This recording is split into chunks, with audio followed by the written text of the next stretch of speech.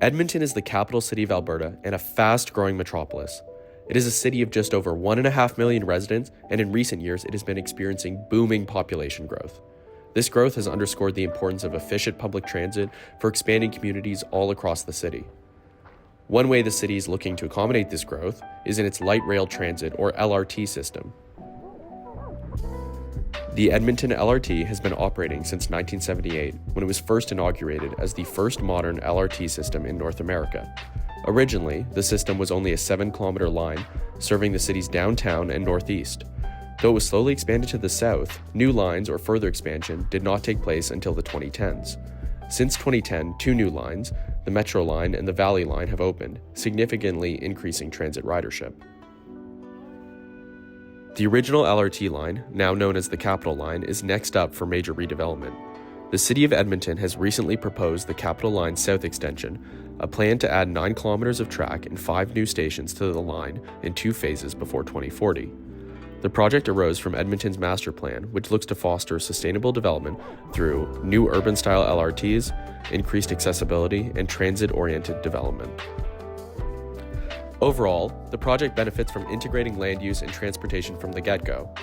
New projects are to be built around transportation, and transportation is to seamlessly fit into new projects. A clear example of this is Edmonton's push for urban-style LRT, which, while slower, is meant to fit in better with a developing dense urban landscape. Besides transport and land use integration, Edmonton has also successfully used bylaws and zoning to support its vision.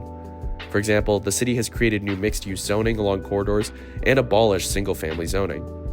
However, while all this is good, what is missing from this project is a clear assessment of where growth should go. While the master plan lays out zones for transit-oriented development, it is unclear if these zones are working to capture those most likely to take public transport. This is especially true when car travel remains more convenient than public transportation, especially in suburban Edmonton. As Acton, TK, and Miller argue in their article, Impacts of Bus Rapid Transit on Residential Property Values, property buyers, on average, are unwilling to pay more for the greater transit accessibility when transit cannot compete with the relatively low cost of driving. If it continues to be convenient to drive into downtown Edmonton, the LRT will not offer a viable alternative.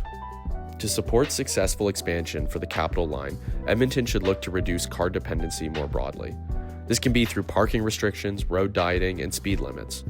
Edmonton can look to Arlington, Virginia as an example of this. The congestion in Washington, D.C. is what has allowed Arlington to have successful transit-oriented development. It just makes more sense to take transit than to drive. In order for the Capital Line expansion to be successful and for the City of Edmonton to achieve its TOD goals, planners and policymakers must make transit the preferred choice.